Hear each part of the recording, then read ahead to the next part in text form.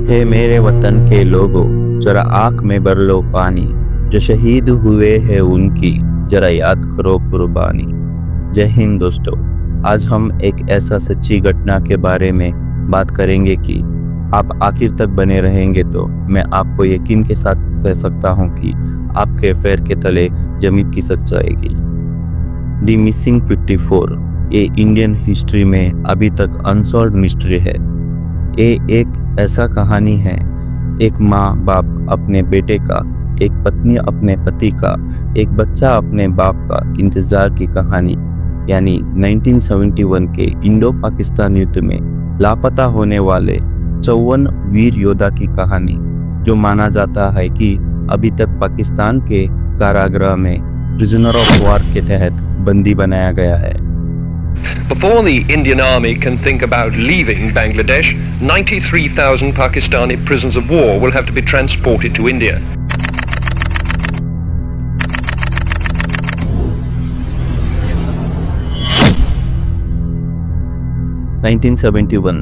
जब Indo Pakistan war में पाकिस्तान के मिलिट्री ने हमारे वीर योद्धा के सामने घुटने टेक किए, ये आंकड़े को ऐसा बता सकते हैं कि वर्ल्ड वॉर के बाद ये second highest military surrender record बन गया। इसमें पाकिस्तान के 93,000 सोल्जर ने इंडियन आर्मी के आगे हार मान गए।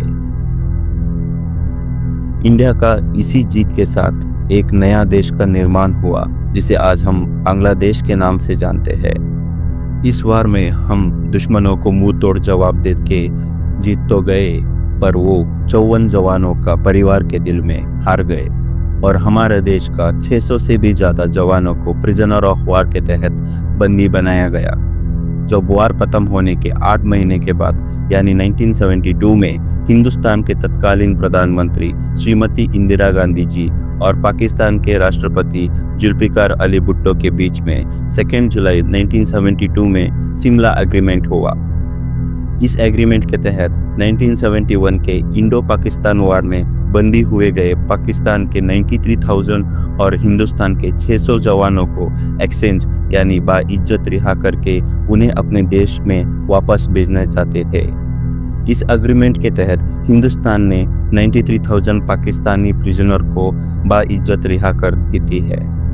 उस वक्त बहुत लोगों ने तत्कालीन प्रधानमंत्री श्रीमती इंदिरा गांधी के इस समझौते के विरोध करके ये कहा कि इन पाकिस्तान प्रिजनरों के द्वारा कश्मीर का गुत्थी सुलझा सकती थी, पर उन्होंने अपना मौका गंवा दिया है।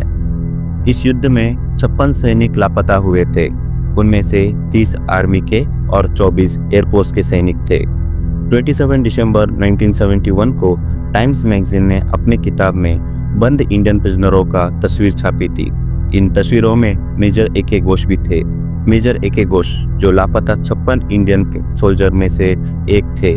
जब शिमला समझौते के बाद मेजर ए.के. घोष मिलके 56 सैनिकों के बारे में पाकिस्तान को पूछा गया तो पाकिस्तान ने जवाब में कहा कि मेजर ए.के. घोष जेल में ही मर गए और बाकी का 53 सैनिकों के बारे में उन्हें कुछ भी पता नहीं है।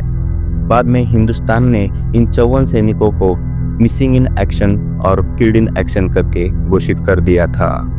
यहाँ तक तो सब ठीक था, पर कहानी में ट्विस्ट अब आती है कि इस घटना के कुछ दिन के बाद वो 56 सैनिकों का जिंदा होने का सबूत बाद में मिलने लगे। साल था 1975। पाकिस्तान के कराची से एक चिट्ठी आती है।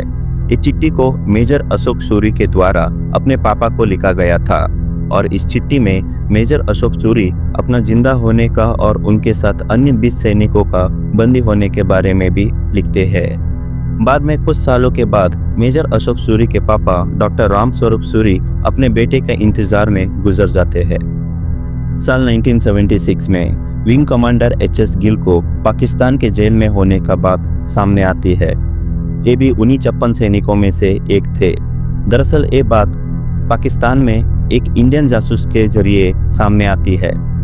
जब 1971 में इंडो पाकिस्तान युद्ध के दौरान विंग कमांडर एच.एस. गिल का प्लेन पाकिस्तान में क्रैश कर जाती है, उनको जिंदा पकड़ने का पुष्टि पाकिस्तान के रेडियो के द्वारा उस समय होता है। उतना ही नहीं, 5 दिसंबर 1971 में ये बात पाकिस्तान के न्यूज़पेपर में भी छपता है। साल 1983 में पाकिस्तान से मेजर कंवलजीत सिंह संधू का चिट्ठी आती है। ये भी उन्हीं मिसिंग 54 में से एक थे। उस चिट्ठी में उन्होंने पाकिस्तान के कोट लखपत जेल में बंद होने का पुष्टि किया था। आपको मैं बता दूं, मेजर कंवलजीत सिंह एक ऐसा सैनिक थे, अगर वो आज ना होते तो पंजाब के फिरोजपुर पाकिस्तान के कब्जे में होता। साल 1988 एक और सैनिक पाकिस्तान के जेल में देखे जाने के बाद सामने आती है। दरअसल मुख्तियार सिंह नामक एक स्मगलर को पाकिस्तान के जेल में 1977 में बंदी बनाया गया था। जब 18 साल के बाद यानी 1988 में उनको रिहा किया जाता है, तब वो इंडिया में आके 1971 जंग के सैनिक के बारे में कहते हैं कि वो भी उन्हीं के साथ पाकिस्तान जेल में बंद थे।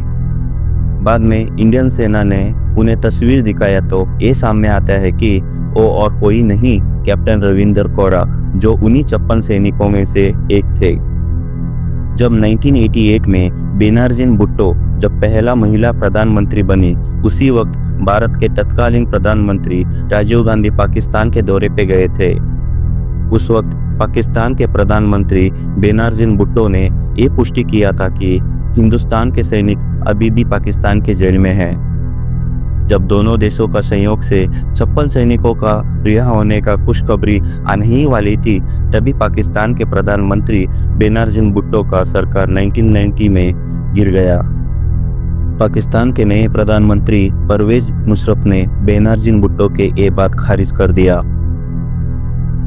साल 1980 में विक्टोरिया सॉफील्ड के द्वारा किताब Bhutto trial and execution publish किया जाता है। इस किताब में जुल्फिकार अली भुट्टो के द्वारा मर्डर और उनके कोर्ट ट्रायल के बारे में लिखा गया था। इस किताब में एक ऐसा जेल के जिक्र किया है जिसमें भारतीय सेना कैद है। अब आप सोच रहे होंगे कि इतना सब होने के बाद भी इंडियन गवर्नमेंट ने कोई एक्शन क्यों नहीं लिया, बल्कि साल 2019 में जब कैप्टन अभिनंदन वर्धमान के प्लेन जब पाकिस्तान में क्रैश होता है और उनको पाकिस्तान के सेना के द्वारा कैद किया जाता है और कुछ वक्त के बाद ही उनको पाकिस्तान के द्वारा रिहा किया जाता है। इनका रिहा इसलिए होता है कि इंडिया के पास कैप्टन अभिनंदन वर्धमान पाकिस्तान में होने का सबूत रहता है, जैसे प्लेन का नेविगेशनल सिस्टम और सोशल मीडिया के फैलते हुए खबरें। पर मिसिंग 54 के केस में ऐसा पुख्ता सबूत और डॉक्यूमेंटेशन का कमी के कारण इंडिया के बेजोड़ कोशिश के बाद भी उनका पता नहीं चला। साल 2007 में लापता सैनिक के परिवार पाकिस्तान के जेल में गए, पर उधर भी उनको कुछ हाथ नहीं लगा और लगातार सरकार से मदद मांगने लगे। साल 2015 में एक लापता सैनिक के परिवार ने सुप्रीम कोर्ट का दरवाजा खटखटाया। तब सुप्रीम कोर्ट ने केंद्र से लापता सैनिक के बारे में पूछा तो केंद्र से ये जवाब आया कि हम नहीं जानते और शायद वे अभी जिंदा नहीं होंगे, और पाकिस्तान हमेशा से ही उनके होने का बात इनकार कर रही है। दोस्तों, वीडियो के पहले मैंने एक बात कहा था कि आपके पैर के तले जमीन खिसक जाएगी। ये बात मैंने इसीलिए कहा कि जुलाई 2019 में प्राइम मिनिस्टर नरेंद्र मोदी के बीजेपी गवर्नमेंट ने पार्लियामेंट में ये कहा कि इन मिसिंग 54 के साथ 83 और सैनिक गायब हुए हैं, जो ज्यादातर बॉर्डर में भटक गए और इंडियन जासूस थे, जिन्हें पाकिस्तान के द्वारा बंदी बनाया गया है। और हमेशा से ही इस बात को पाकिस्तान नकारता आया है। दोस्तों, इतने बताते हुए मैं आपसे विदा लेता हूँ। मिलते हैं अगले वीडियो में। अगर वीडियो अच्छी लगी तो लाइक एंड सब्सक्राइब करना। जय हिंद।